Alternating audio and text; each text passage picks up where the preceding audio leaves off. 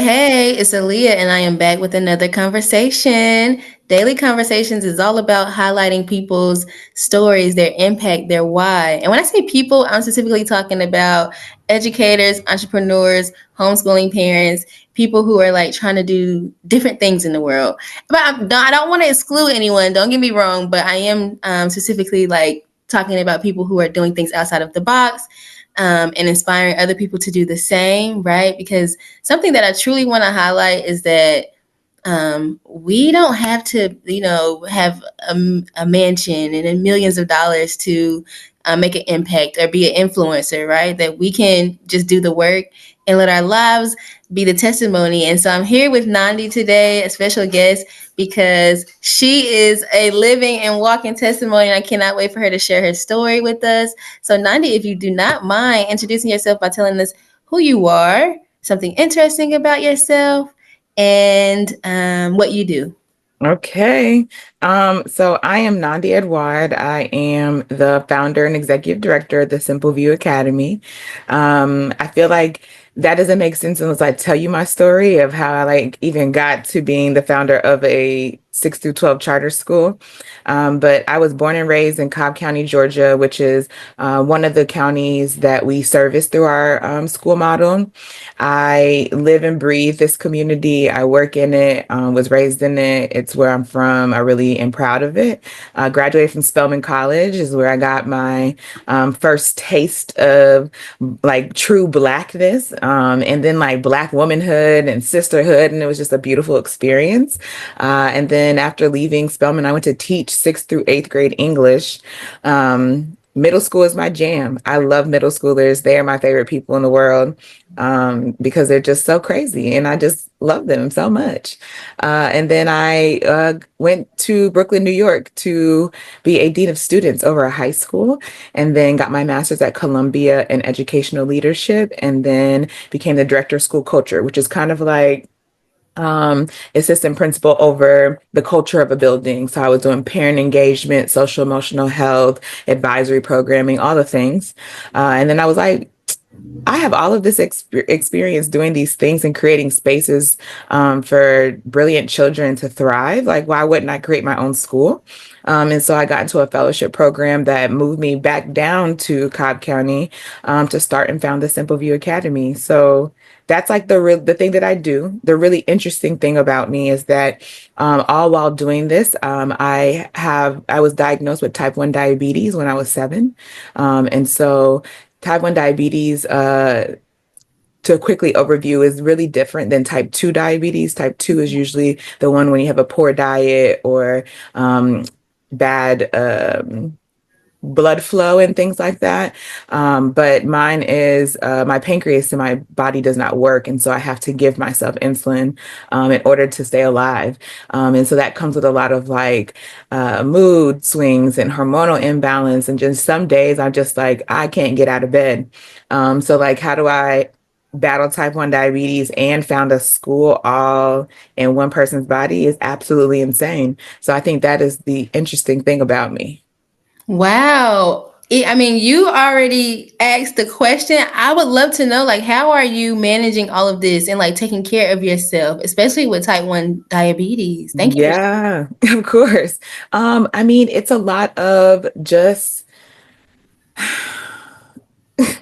I hate to say it like this, but well, I don't hate to, but God, I don't know how I'm actually doing it. It is kind of super passion driven. I wake up every day because I'm excited about what I'm doing. It doesn't feel like a job. It just feels like an extension of who I am. I think, I have an amazing village of people who really make sure that I take care of myself. So constantly being fed, constantly being loved on. And then my village just shows up for me in a really deep way. So I would say they're part of my wellness journey. And then, making sure that I have all the doctors, a therapist, a physician, and I make time to go and see them so I can take care of myself. And I guess I also work out 4 times a week as well. So, Oh, that's good. Okay. Well, wow. Thank you for sharing, how you manage to handle everything that you have coming at you, because that is a lot, especially as an entrepreneur. I know what you have on your plate as an educator. That is a lot of work. So I would love for you to talk about how did you get started with Simple Vue? How did this become, right, and why? Yeah. So really, it was like my educational experience, and then when I was able to teach, to see the students' educational experience from like the teacher lens. So like when I was growing up, I was never seen in my classroom. I was like the only Black girl in an all-white school. Oftentimes, the one that was looked at when slavery was talked about. Um, you know, and Mm-hmm. I feel like I was never offered an opportunity to do more than just go to school, or play a sport, right? Like I was quick to be put on a sports team, basketball, volleyball. I played all the sports, but never asked to do the entrepreneurship program or the go outside and do something outside of school internship. Nobody ever really made space for me in those type of programs. And I was like, wow, if I would have had that experience when I was in high school, like who would I be right now? Because exposure is essential to your success. And so then thinking about my experience, seeing my kids and the lack of ability to do more for them as a teacher, because you're like beholden to this curriculum that you're supposed to teach and these state test scores and all of these things. And so I was like, how do I create a space where like that's not the center of the educational experience, just getting a good grade on the state assessment. And so then I moved to New York, where I got to see like what like creative and innovative education looked like, but within guardrails. So I was at a school that was diverse by design. And so a lot of our programming was diverse by design. So we met the needs of all of the senses. So if a student needed auditory learning, there was a way for them to listen to the lesson. If they needed to move and touch things, so I got to see that in real time. So I was like, all right, how do I bring all of these experiences together into one space? And especially in the community that I live in and love and want to serve. And so I started with a summer camp and just saying like, let me see how this all comes together for kids and how they interact with it. And it was just like a beautiful experience, to the point where my families were like, okay, where's the sign up for next year? Like we're coming back next year. You don't even have to ask us. And then we did it another year, and then our families were like, okay, we need a school. Like we need this every day. Like it can't just be in the summer. And so then that's how the school came about. It was like, all right, I was gonna just build a school that was just, like I want to say regular. Like I was just gonna open a school that just made children feel so happy. And then I started doing the summer camp program, and my families were like, okay, yeah, you can make them feel happy and love on them, but like, what's the aim here? Like, what are they going to get out of this experience? If we're going to spend money on this thing, like, I need my kid to leave with something more than just playing and throwing the ball around all day. And Mm, so I was like, okay, what do we do? And then the kids were like, they want to build businesses. They want to know how to make money. They want to, create wealth for themselves. So I was like, all right. So that's how the entrepreneurship and the financial literacy got into it, because I was like, all right, all of our kids right now want to be influencers. They want to be on TikTok. They want, that's the thing that they want to do. mhm, Cool. All right. How do you make money from that? How do you mhm. build wealth for yourself through that? And so that's how the whole vision came about, was just through all these experiences and then listening to community about what they wanted. Wow, that's so beautiful. Exactly, like meeting the needs of your community, but also including children in the curriculum, which you don't get that often. Like in public school, there's no including children in the curriculum. And when they do include teachers, it's, hey, which curriculum do y'all want? This one or this one, right? But it's never like a interactive and active process where there's someone else outside of administration picking curriculum. I think that's so beautiful. How does your school, or how will your school like integrate entrepreneurship into your curriculum? Yeah. So it's like a way that we breathe, essentially. So in class, like I'll give you an example. So in a math lesson, the standard is unit rates, which is for every one thing you need of another thing. Um, And I teach our students how to build a lemonade stand through a unit rates lesson, because you give them a recipe, which is how you make the lemonade. And then you ask them, how many lemons do you need in order to make 5 gallons of this recipe? And Mm, that's unit rates. Then you're also thinking about how much money did you spend on said lemons to make those that 5 gallons? Could you have added more water so you had a lesser price that you spent? Then how do you make a profit off of that?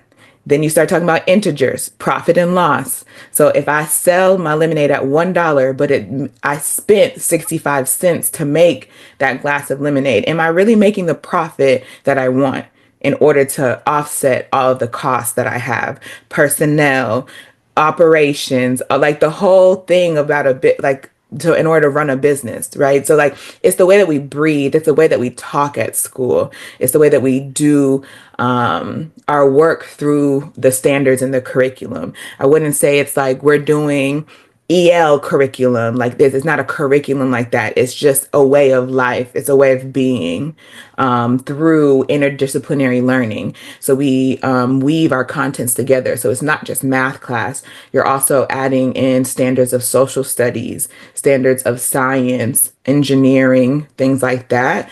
And that's the entrepreneurial flow, right? You're not just like an education entrepreneur, you're also a political entrepreneur because you got to keep up with what's going on in the laws so that you do whatever your business is in the correct way so that you can get the right funding. Then you got to be a critical thinker because you got to think, how much money am I going to make if I do said services? So it's an experience, more so than a curriculum. It's a model. that's really, really good. So, what would be like the impact or the benefit of students learning about entrepreneurship?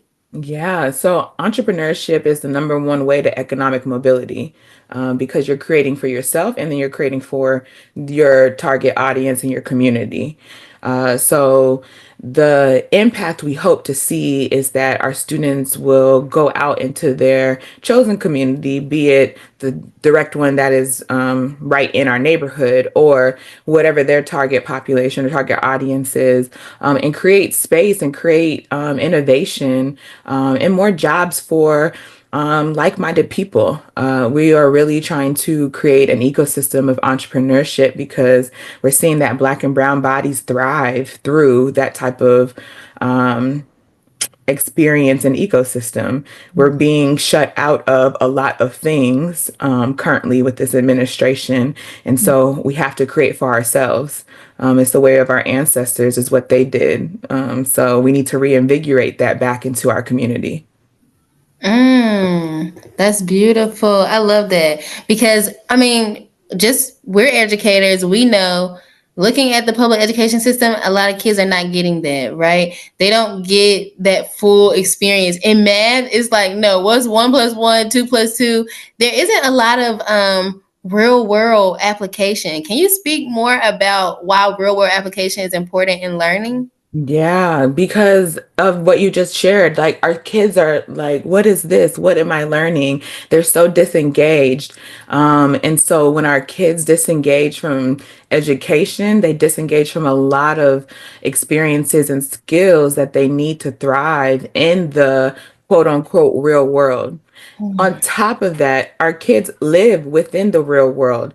We shouldn't be talking about theories and we shouldn't be talking about things that are not accessible to them. I talk about all the time. The one time I was doing a state assessment, I was in Texas, and the question said something about a manatee or something like that. Like the manatee went down something. And I'm like, these kids don't even know what a manatee is. Mm, They've never seen a manatee unless they've been to the zoo. And then you think about the social complex of that, right? Like some of their families have not even had the money to go to the zoo to see a manatee.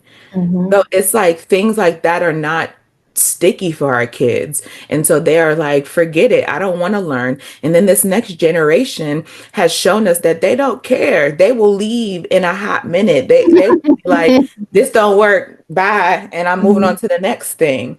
yeah. And so instead of pushing against that, why not create space for that?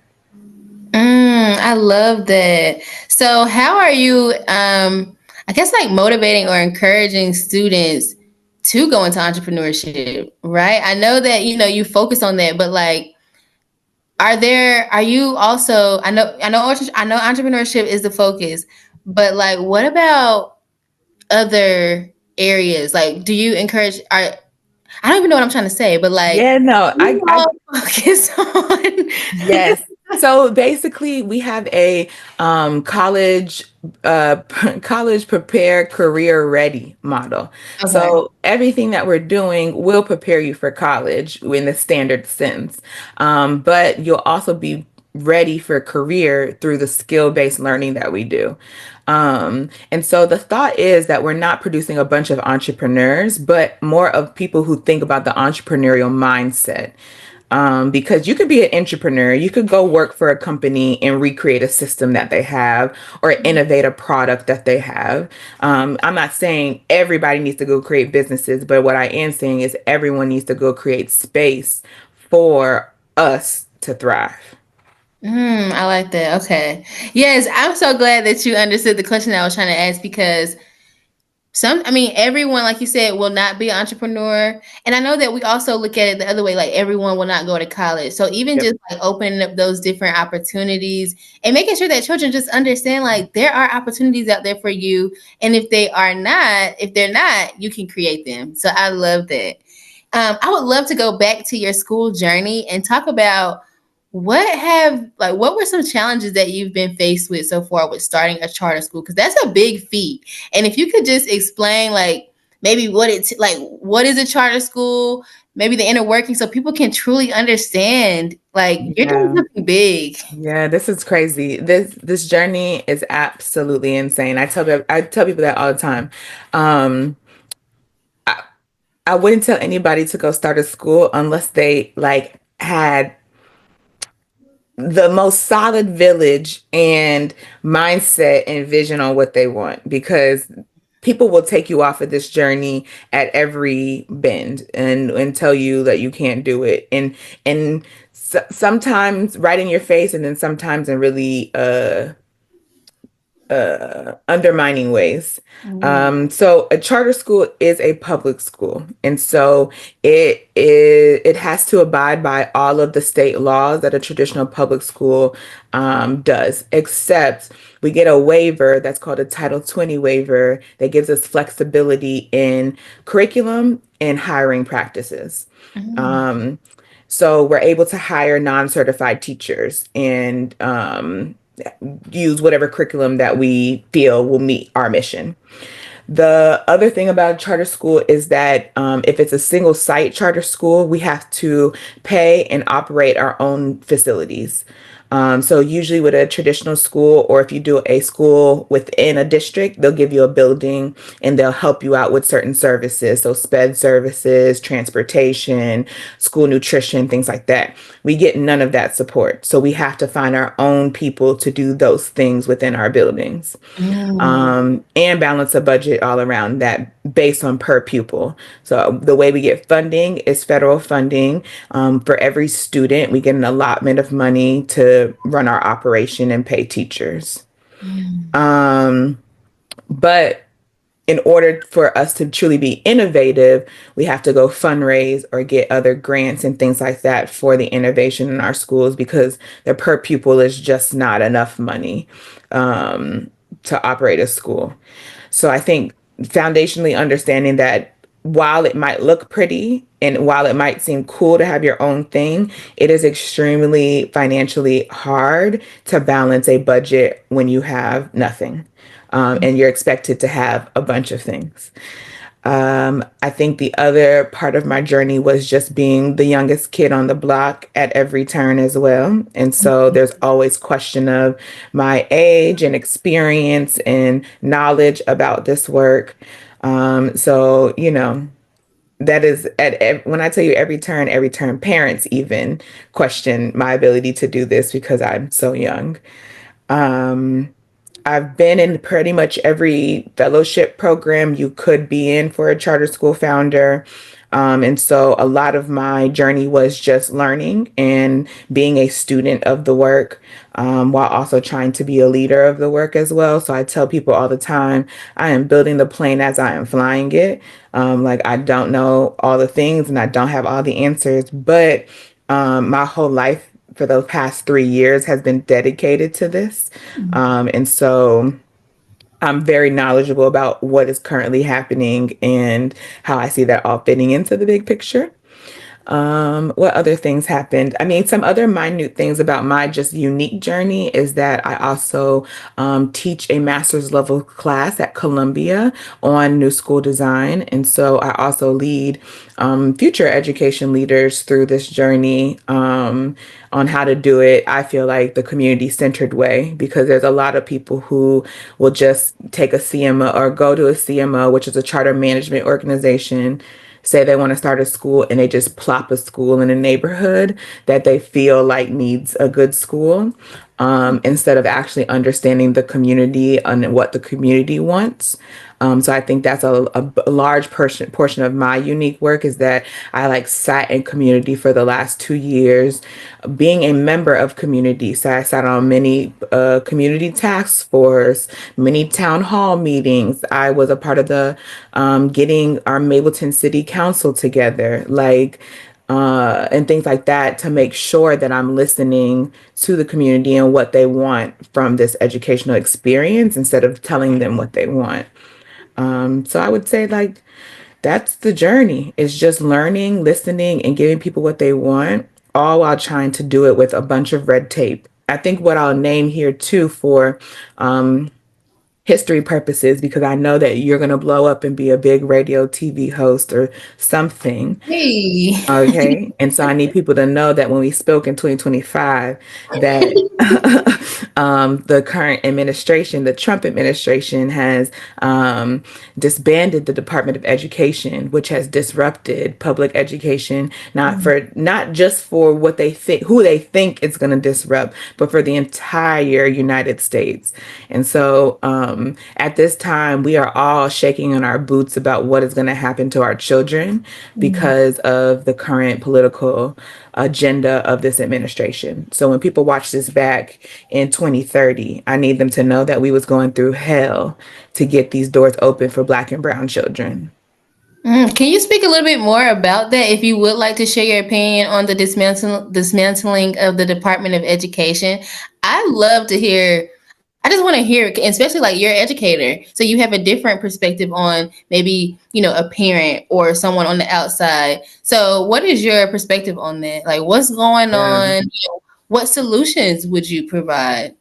Yeah, so currently the administration is disbanding the federal Department of Education and trying to send all of the rights and responsibilities to the state departments of education. Um, there are many states that we know of that aren't doing well in the educational ecosystem, such as like Mississippi. And their state departments are underfunded and understaffed.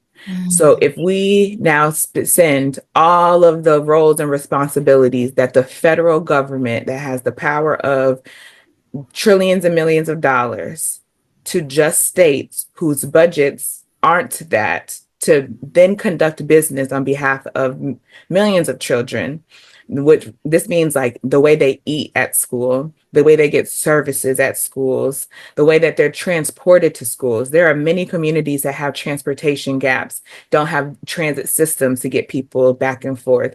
It's really expensive to live nowadays. And so now you're telling folks that they have to figure out how they're going to feed their kids, get their kids to school, and get an education. That's a basic fundamental right, should be a basic fundamental right for every person in this United States of America. And so disrupting that at a time like this, when we're going through crisis, not only right here on our grounds, but globally, is really tough.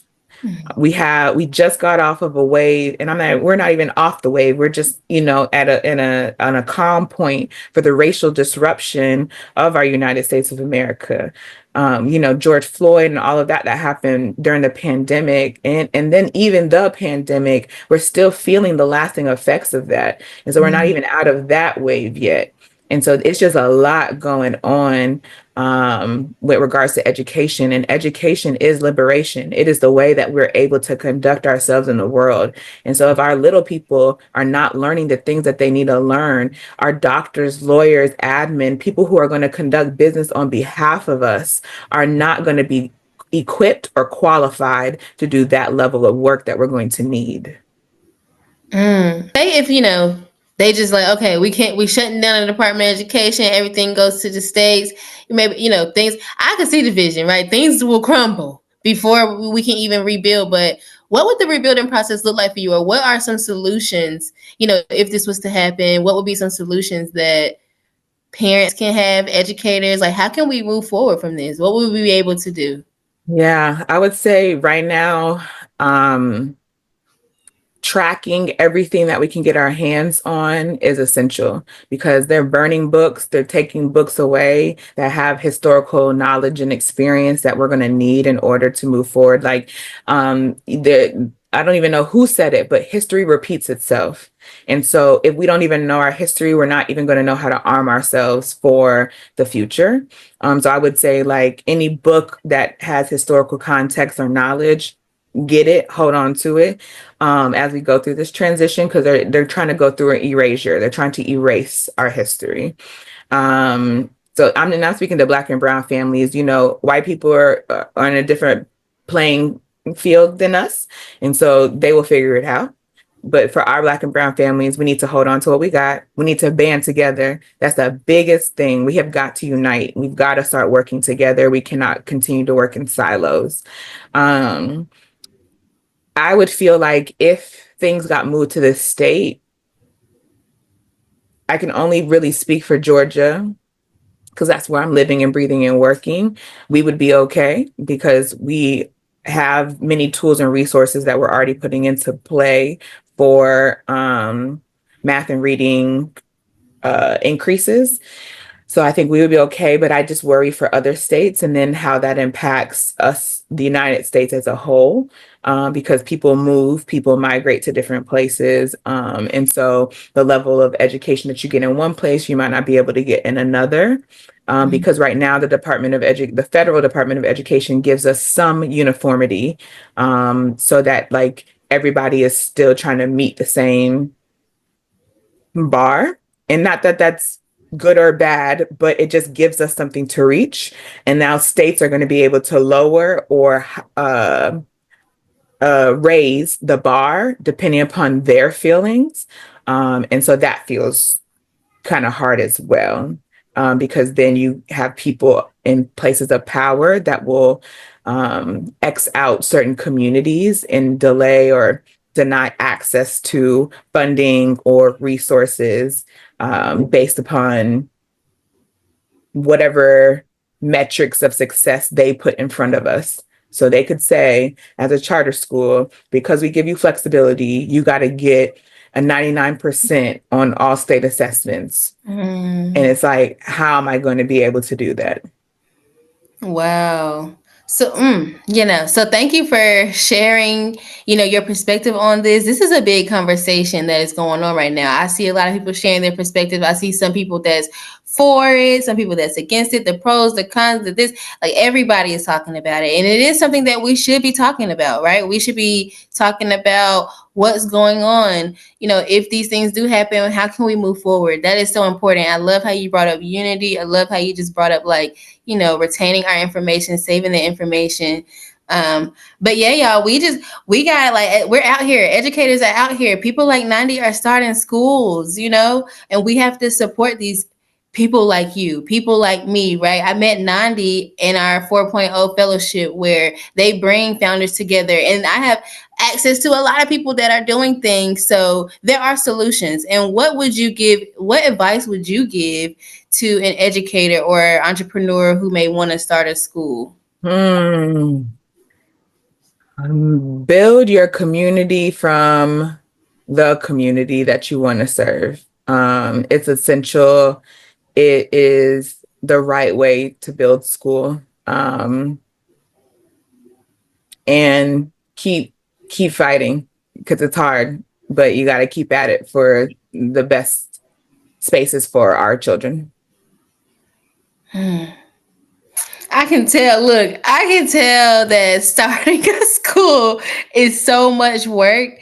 And it was something like, I think about it sometimes and I'm just like, it would, like you said, it sounds nice to start a school, but it is so much work. And I just appreciate you right now in this space because I know that it's heavy. It's so much going on in education, but you're still showing up and you're still moving forward. And I just wish so much success for your business. And I want to know, like, what are your hopes? Like, what do you hope for Simple Vue? What is your vision? Yeah.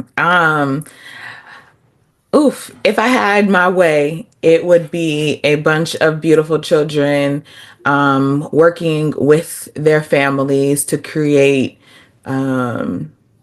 spaces, nonprofits, businesses, coalitions, collectives, whatever it is, groups of people who are banded together doing good for our community.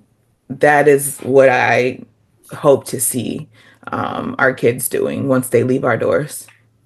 And how can the community support you in this vision or goal? Yeah, follow us, follow the journey. Look up the Simple Vue Academy on all platforms. We're on everything but X. Um, and right now, donations and prayers are what we really need. We need the money to continue on with operations and getting our building ready and getting all the necessary resources for our kids. And then just the prayer that God guides our steps as we walk through this journey and open these doors in August.